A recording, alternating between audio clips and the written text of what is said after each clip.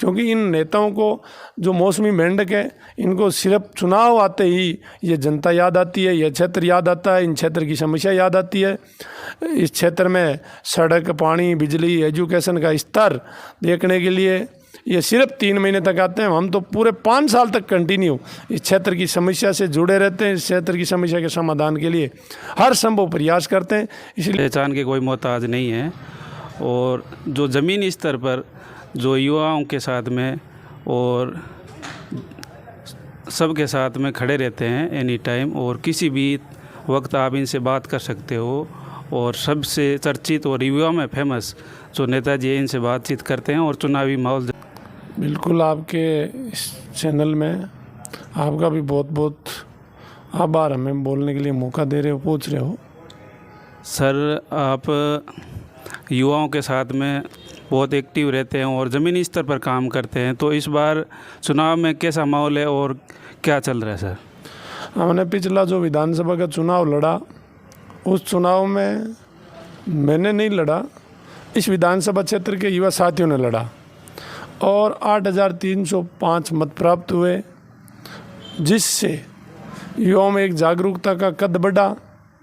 और हमने पिछले 5 वर्षों तक कंटिन्यू संघर्ष किया है और आने वाली 24 तारीख को हमने कार्यकर्ताओं की बैठक बुलाई है और हमारे कार्यकर्ता, हमारे साथी, युवा साथी जो निर्णय करेंगे उस पर हमें चलना होगा।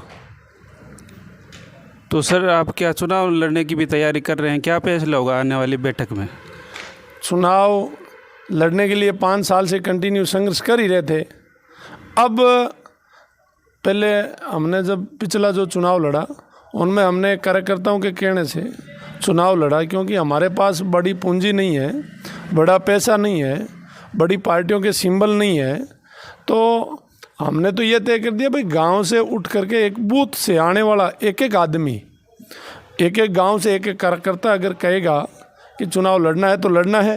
अगर कार्यकर्ता मना करेंगे, कार्यकर्ता कोई दूसरा रास्ता बताएंगे, तो उस पर भी हम तैयार हैं। कार्यकर्ताओं के पीछे चलने की तैयारी है हमारी। हम उनको छोड़ नहीं सकते, क्योंकि हमारे पास जो धन है वो सिर्फ कार्यकर्ताओं का ही है। तो सर, कोई पार्टियां के भी आपको ऑफ़र कर रही हैं कि पार्टी में शामिल होने के लिए? काफ़ी लोग ऐसा लगा रहेंगे अंदाज़ा, क्या मंगनी राम जी कोई पार्टी ज्वाइन कर सकते हैं? नहीं, अभी फ़िलहाल कोई मानस नहीं है। अभी वर्तमान स्थिति के हिसाब से ये है, कोई पार्टी में जाने का मेरा मन नहीं है। और फिर दूसरी बात मैंने आपको कह दिया ना भाई, कार्यकर्ताओं का जैसा मन होगा, कार्यकर्ता जो कहेंगे उस बात को मैं रोक नहीं सकता। ठीक है सर। सर ने बताया है कि कार्यकर्ता और कोर कमेटी जो निर्णय लेगी वो उस हिसाब से सर आगे आप काम करेंगे।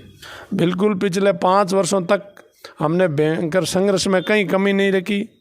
इस तहसील चौराहे पर, गांव में, खेत में, खलियान में, गरीब, पिछड़ा, कमेरा, मुख्य धारा से वंचित हर वर्ग के व्यक्ति को हमेशा चुनाव से 5-10 वर्ष पहले और चुनाव के 5 वर्ष बाद 15 वर्षों से कंटिन्यू हम जनता के बीच हैं। इस क्षेत्र में हर आदमी से वाकिफ़ हैं।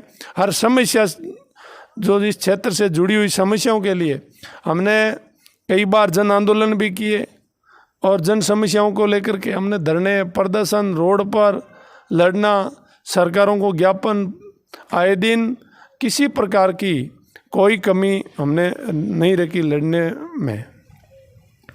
और मैं तो आपसे ये निवेदन कर रहा हूँ भाई पत्रकार जी, समय के साथ कार्यकर्ता, कोर कमेटी जो निर्णय लेगी उस पर इसीलिए चलना पड़ेगा क्योंकि हमारे पास बूथ पर जाने के लिए जिन बड़े नेता, इस जो ये क्षेत्र है, इस क्षेत्र में बड़े नेताओं के पास बड़ी पूंजी है, बड़े पैसे हैं, बड़ी पार्टियां हैं और हम चुनाव लड़ रहे हैं सिर्फ और सिर्फ कार्यकर्ताओं के मुद्दे पर। भाई कार्यकर्ता हमारे साथ रहे। कार्यकर्ता अगर ये तय कर लेंगे चुनाव लड़ना है तो लड़ना है, कार्यकर्ता कह देंगे नहीं लड़ना है तो नहीं लड़ना है।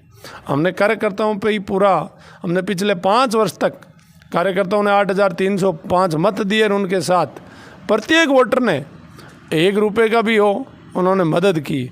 आर्थिक मदद जो हमारे घर से पिछली बार हमने तो शायद वोटर लिस्टें ही नहीं बांटी थी, हमने बस एजेंट फॉर्म तक नहीं भर पाए।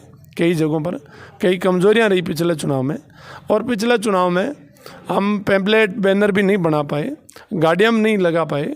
हमने सिर्फ और सिर्फ लोगों ने पैदल जा करके बूथ पर इतनी बड़ी संख्या में वोट दिए। तो मैं तो उन मतदाताओं का आभार व्यक्त करता हूं और भविष्य में उनका एहसान ज़िंदगी में भूल नहीं सकता। और मैं तो उस नौका क्षेत्र की जनता ने हमेशा हमारे पे भरोसा किया है और भरोसा करती आई है।